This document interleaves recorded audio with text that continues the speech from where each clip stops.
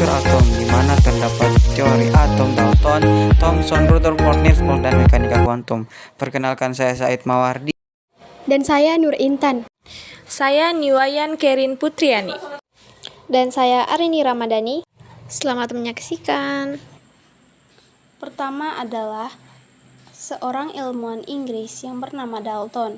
Pada tahun 1803 sampai dengan 1808.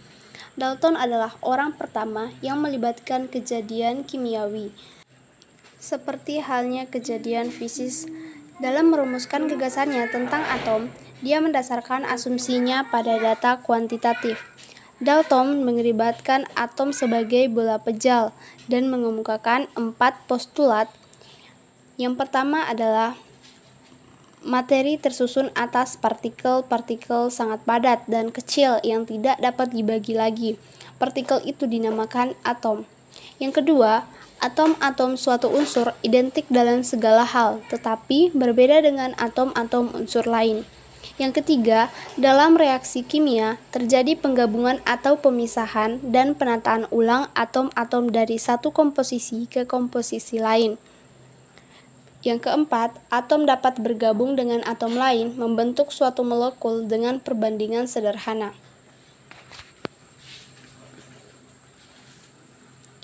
Ada kelemahan teori atom Dalton. Yang pertama, tidak menjelaskan sifat listrik materi. Yang kedua, tidak menjelaskan cara atom-atom berikatan. Yang ketiga, tidak menjelaskan perbedaan antara atom satu dengan atom yang lainnya. Kemudian, pada tahun 1897, Thomson menemukan elektron, dan berdasarkan temuannya tersebut, ia kemudian mengajukan teori atom baru untuk menyempurnakan teori atom Dalton. Nah, menurut Thomson, atom mengandung elektron bermuatan negatif yang tersebar merata di dalam seluruh atom, di mana atomnya sendiri diasumsikan berupa bola pejal yang bermuatan positif. Adapun kelemahan dari teori atom Thomson adalah tidak menjelaskan adanya inti atom. Selanjutnya, pada tahun 1986, Rutherford melakukan eksperimen di laboratorium bersama 2 asistennya yang bernama Hans dan Ernest. Mereka melakukan percobaan penembakan lempeng emas yang sangat tipis dengan partikel alfa yang diemisikan oleh unsur radioaktif.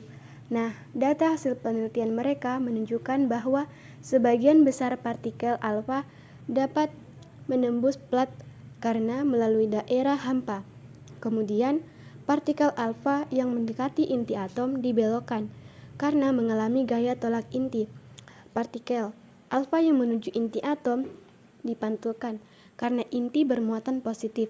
Dan masih beberapa tahun kemudian, yaitu tahun 1911, Rutherford mengungkapkan teori atomnya yang dikenal dengan model atom Rutherford, yang isinya atom tersusun atas inti atom yang bermuatan positif dan elektron-elektron yang bermuatan negatif.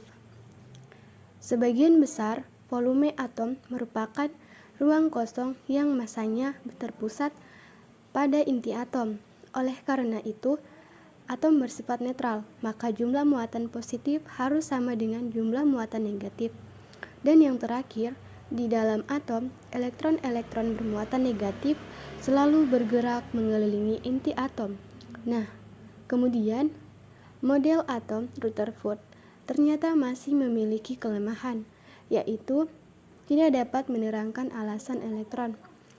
Kedua, tidak jatuh ke inti, kemudian belum menjelaskan letak elektron dan rotasinya terhadap spektrum garis pada atom hidrogen.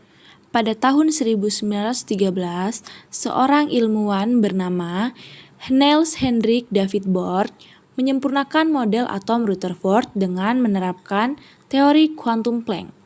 Model atom Bohr dikenal dengan postulat Bohr. Yang pertama, dalam mengelilingi inti atom, elektron berada pada kulit lintasan tertentu. Kemudian yang kedua, selama elektron berada pada lintasan stasioner tertentu, energi elektron tetap. Yang ketiga, elektron dapat berpindah dari satu kulit ke kulit yang lain. Dan yang keempat, lintasan stasioner elektron memiliki momentum sudut.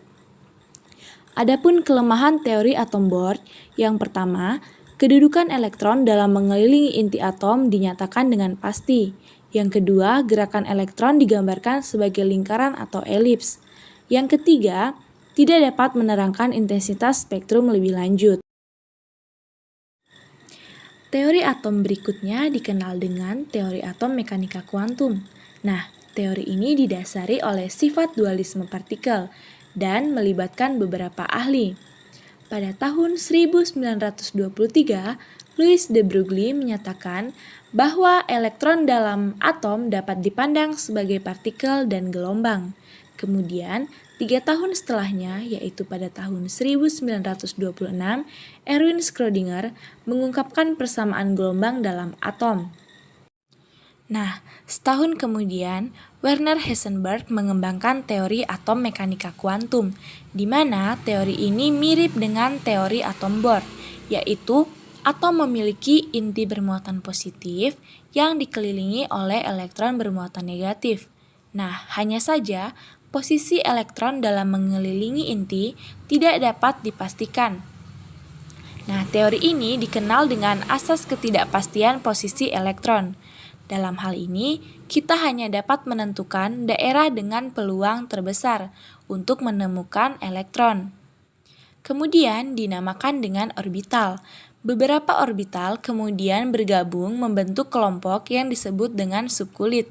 Nah, dapat disimpulkan di sini, satu kulit terdiri dari beberapa subkulit. Kemudian, satu subkulit tersusun dari orbital-orbital, dan satu orbital dapat menampung maksimal 2 elektron.